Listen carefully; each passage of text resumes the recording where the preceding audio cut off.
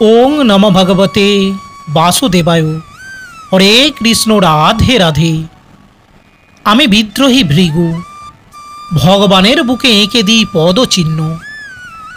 বন্ধুরা, কাজী নজরুল ইসলামের রচিত বিদ্রোহী কবিতায় এই চরণটি হয়তো অনেকেই পড়ে থাকবেন।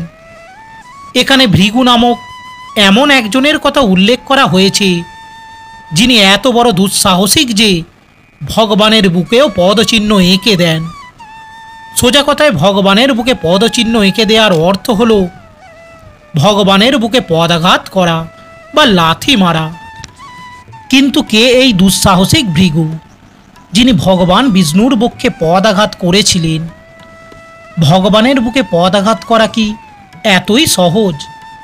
কী কারণেই বা তিনি এমন ঘটনাটি ঘটিয়েছিলেন? এছাড়া ভৃগুর প্রত্যাঘাত সহ্য করে শ্রী ভগবানই বা তাকে কী ধরনের শাস্তি দিয়েছিলেন বা কেমন প্রতিক্রিয়া দেখিয়েছিলেন? বন্ধুরা, আজ এই ভিডিওটির মাধ্যমে আমরা এই প্রশ্নের সঠিক উত্তরটি পেতে চলেছি। তাই আপনাদের কাছে অনুরোধ, ভিডিওটি অবশ্যই শেষ পর্যন্ত দেখবেন। জগৎপতি শ্রী বিষ্ণু বা নারায়ণের বুকে তিনি কেন লাথি মেরেছিলেন, এই পৌরাণিক কাহিনীটি আজ আমরা জানব। বন্ধুরা, তার আগে আপনাদের জানা দরকার যে এই মহর্ষি ভৃগু আসলে কে ছিলেন, ভৃগু নিয়ে ধর্মশাস্ত্র কি বলছে। হিন্দু পৌরাণিক কাহিনী মতে ভৃগু ছিলেন প্রজাপতি, ঋষি এবং ভার্গব বংশের প্রতিষ্ঠাতা। মহর্ষি ভৃগুকে ধনুর্বেদ বিদ্যার জনক হিসাবেও চিহ্নিত করা হয়। বিষ্ণু পুরাণের দশম অধ্যায়ে বলা হয়েছে, ইনি হলেন ব্রহ্মার মানস পুত্র। মনুসংহিতা থেকে জানা যায় ইনি 10 জন প্রজাপতির মধ্যে অন্যতম ছিলেন। ইনি কর্দবের কন্যা খ্যাতিকে বিবাহ করেছিলেন। খ্যাতির গর্ভে তার 2টি পুত্র এবং একটি কন্যা সন্তান জন্মগ্রহণ করে। 2 পুত্রের নাম ছিল ধাতা এবং বিধাতা, আর কন্যার নাম ছিল ভার্গবী বা লক্ষ্মী। এই লক্ষ্মীর সাথেই ভগবান বিষ্ণুর বিবাহ হয়। বন্ধুরা, ছোটবেলা থেকেই আমরা যে সপ্তর্ষি মণ্ডলের কথা শুনে এসেছি বা আগ্রহের সাথে আকাশের দিকে দেখেছি, সেই সপ্তর্ষির মধ্যে একজন ছিলেন ভৃগু এবং অন্য 6 জন ঋষির নাম হল অত্রি, অঙ্গিরা, বশিষ্ঠ, পুলস্ত, পুলহ এবং ক্রতু। পৃথিবীতে যত প্রকার কঠিন ও দুর্বোধ্য শাস্ত্র রয়েছে, তাদের মধ্যে জ্যোতিষশাস্ত্র হল অন্যতম। সৃষ্টির রহস্যের উদ্ঘাটনের জন্য যত প্রকার শাস্ত্র পৃথিবীতে আছে, তার মধ্যে জ্যোতিষশাস্ত্র হল অন্যতম। অতি বা আকর্ষণীয় বিস্ময়কর শাস্ত্র, দর্শন, কলা, বিজ্ঞান এবং আধ্যাত্মিকতার মহামিলন ঘটেছে এই জ্যোতিষশাস্ত্রে। জ্যোতি কথার অর্থ হলো আলো এবং জ্যোতিষ কথার অর্থ হলো জ্ঞানের আলো। যে প্রদীপের আলোর শিখা যত বেশি প্রসারিত থাকে, সেই প্রদীপ তত দূর আলোকিত করতে পারে। অর্থাৎ যত জ্ঞান ততই দূরদর্শিতা। আবার একে জ্যোতিষবেদের চক্ষুও বলা হয়েছে। মনুসংহিতা থেকে জানা যায় মহর্ষি ভৃগুই ছিলেন প্রথম ব্যক্তি যিনি জ্যোতিষশাস্ত্রে পারদর্শী ছিলেন এবং তার সেই জ্ঞান তিনি লিপিবদ্ধ করেন ভৃগু সংহিতায়। প্রথমে তিনি 5 লাখেরও বেশি ভবিষ্যৎবাণী লিপিবদ্ধ করেন বলে জানা যায়। এটা মনে রাখা প্রয়োজন যে মহর্ষি ভৃগু রচনা করেছেন জ্যোতিষসহ অন্যান্য শাস্ত্রের প্রামাণ্য আকার গ্রন্থ ভৃগু সংহিতা। ভৃগু সম্পর্কিত এই পৌরাণিক তথ্য শোনার পর আসুন এবার শুনে নেওয়া যাক সেই পৌরাণিক কাহিনীটিও। বন্ধুরা, আশা করব সনাতনের এই অমূল্য অমৃত আচ্ছাদন করে আপনি আনন্দিত হবেন। তবে শুরু করার আগে কমেন্ট বক্সে মনের ভক্তি নিয়ে জয় শ্রী হরি বিষ্ণু লিখতে ভুলবেন না ও একটি লাইক করবেন। পদ্মপুরাণ থেকে জানা যায় একদা সরস্বতী নদীর তীরে মহর্ষি কশ্যপের নেতৃত্বে একটি বিরাট বৈদিক যজ্ঞের আয়োজন করা হয়েছিল। পুষ্পিত নদীর তীরে নানা রকম উপাচার দিয়ে এবং দূর দূরান্ত থেকে আগত মুনি ঋষিদের নিয়ে শুরু হলো এই মহাযজ্ঞ। শুদ্ধ বৈদিক মন্ত্র উচ্চারণের জন্য চারিদিকে এক ঐশ্বরিক আবহ সৃষ্টি হলো। ঘটনাচক্রে সেই যজ্ঞের স্থানে উপস্থিত হলেন দেবর্ষি নারদ। ভগবান বিষ্ণুর মহান ভক্ত দেবর্ষি নারদের আগমনে সমস্ত মুনি ঋষিরা উল্লসিত হয়ে তাকে স্বাগত জানালেন এবং সাদরে আসন গ্রহণ করার অনুরোধ করলেন। এক পর্যায়ে দেবর্ষি নারদ ও ঋষিমণিদের মধ্যে শুরু হলো শাস্ত্র আলোচনা।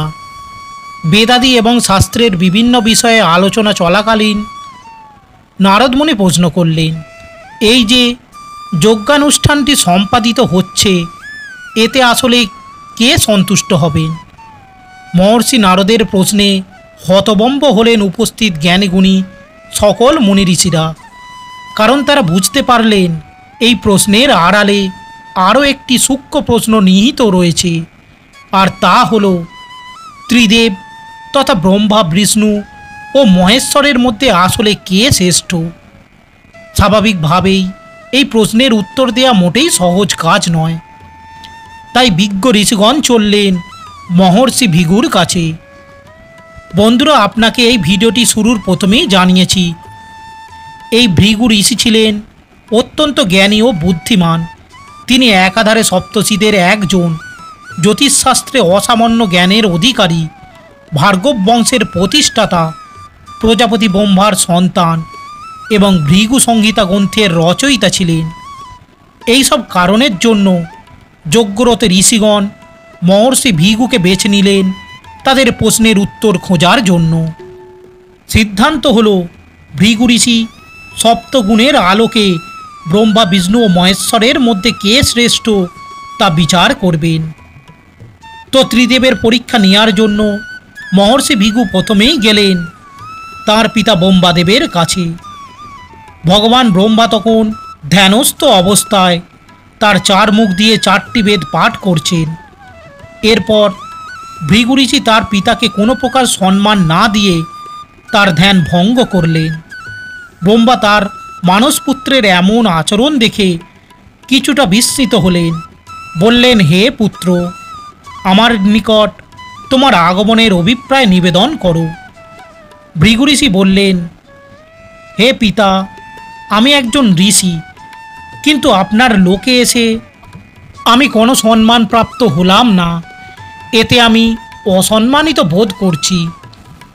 পুত্রের এমন স্পর্ধা দেখে ব্রহ্মা খুবই ক্রুদ্ধ হয়ে গেলেন। তিনি রাগান্বিত স্বরে বললেন, মূর্খ ভৃগু, আমার পুত্র হয়ে আমার নিকটে এসে সম্মান প্রাপ্তির কথা বলছো, আমি তোমাকে অভিশাপ দেব। ভৃগুমুনি তৎক্ষণাৎ স্তব্ধ হয়ে প্রজাপতি ব্রহ্মার ক্রোধ শান্ত করলেন। তিনি পুত্র হবার সুবাদে প্রজাপতি ব্রহ্মার কাছে ক্ষমা প্রার্থনা করলেন। ব্রহ্মাও তাকে নিজের পুত্র বিবেচনা করে তাকে অভিশাপ দেয়া থেকে বিরত থাকলেন। তবে তাকে এই বলে সতর্ক করলেন যে ভবিষ্যতে যদি এই ঘটনা পুনরাবৃত্তি ঘটে তাহলে তিনি তাকে অবশ্যই অভিশাপ দেবেন। এরপর পিতার কাছ থেকে বিদায় নিয়ে মহর্ষি ভৃগু চললেন দেবাদিদেব মহাদেবকে পরীক্ষা করতে। দুর্গম কৈলাস পর্বতে গিয়ে তিনি দেখলেন দেবাদিদেব মহাদেব তুষার বৃষ্টিত হয়ে ধ্যানমগ্ন হয়ে আছেন, আর তার দোরগোড়ায় নন্দী মহারাজ পাহারায় ব্যস্ত।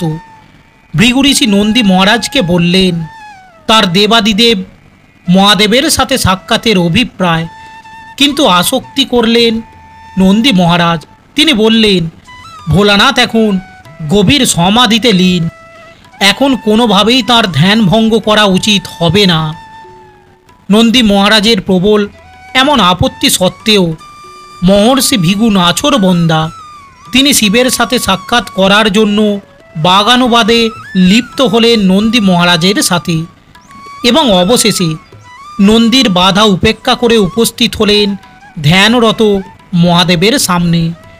পরিকল্পনা অনুযায়ী এবারেও তিনি অনেক কর্কশভাবে ধ্যান ভগ্ন করলেন মহাদেবের। প্রকৃতিস্থ হয়ে মহাদেব তাকে জিজ্ঞাসা করলেন, হে মুনিবর, দয়া করে আপনার আগমনের হেতু আমাকে জ্ঞাত করুন। উত্তরে আরও কর্কশভাবে ভৃগুমুনি বললেন, হে মহাদেব, আমি শুনেছি আপনার দরজা নাকি মুনি ঋষিদের জন্য সবসময় খোলা থাকে, কিন্তু আজ আমি আপনার কাছে আসার সময় নন্দী মহারাজ আমাকে বাধা দেওয়ার চেষ্টা করেছেন। ঋষির এমন উত্তপ্ত বাক্য শুনে শিব তাকে শান্ত করার চেষ্টা করলেন, কিন্তু ভৃগু তার পরিকল্পনা মাফিক মহাদেবের সাথে উচ্চবাচ্য করেই চললেন। এক পর্যায়ে দেবাদিদেব ক্রোধের উদ্বেগ হলো। ক্রোধে প্রচণ্ড রেগে গিয়ে তিনি ত্রিশূল হাতে উঠে দাঁড়ালেন মহর্ষি ভৃগুকে হত্যা করার জন্য। এমন সময় ঘটনাস্থলে ছুটে এলেন মাতা পার্বতী। তিনি অনেক অনুনয় বিনয় করে থামালেন শিব এবং তার ত্রিশূলকে। রক্ষা পেলেন ভৃগু। শিবের ত্রিশূল থেকে নিস্তার পেয়ে ভৃগু এবার চললেন জগৎপতি শ্রী বিষ্ণুর কাছে। বৈকুণ্ঠে গিয়ে তিনি দেখলেন শ্রী বিষ্ণু তখন শেষ নাগের উপর শয়ন করে যোগনিদ্রায় রত, আর তার পাশে বসে তার পদসেবা করছেন দেবী শ্রী লক্ষ্মী। এমন সময় সেখানে উপস্থিত হলেন মহর্ষি ভৃগু। ব্রহ্মা এবং মহাদেবের মতো এবারেও তিনি শ্রী বিষ্ণুর সাথে তার কর্কশ আচরণ করা শুরু করলেন। তার একমাত্র উদ্দেশ্য শ্রী বিষ্ণুকে উত্তেজিত করা, কিন্তু বহুক্ষণ চেষ্টা করেও তিনি শ্রী বিষ্ণুর মনোযোগ আকর্ষণ করতে পারলেন না। ভৃগুর রাগাচারিতায় নিম্নতম কর্ণপাত না করেই শ্রী বিষ্ণু নিদ্রায় আচ্ছন্ন হয়ে রইলেন বরাবরের মতো। ভৃগুমুনি তার কর্কশ আচরণ দ্বারা এবং অপশব্দের প্রয়োগ করেও যখন বিষ্ণুর নিদ্রা ভঙ্গ করতে পারলেন না, তখন তিনি এক অঘটন ঘটিয়ে বসলেন। অঘটনটি হল, তিনি শ্রী বিষ্ণুর ঘুমন্ত অবস্থায় তার বুকের ওপর প্রবলভাবে পদাঘাত করেন এবং তার যোগনিদ্রা ভঙ্গ করার চেষ্টা করেন। শ্রী বিষ্ণুর বুকে মা লক্ষ্মীর আবাস। ভৃগুমুনি সেখানে সজোরে পদাঘাত করায় ঘুম ভাঙল শ্রী বিষ্ণুর। ভৃগুমুনি ভাবলেন এবারে হয়তো তার আর রক্ষা নেই, কারণ তিনি লক্ষ্মীপতির বক্ষে পদচিহ্ন এঁকে দিয়েছেন।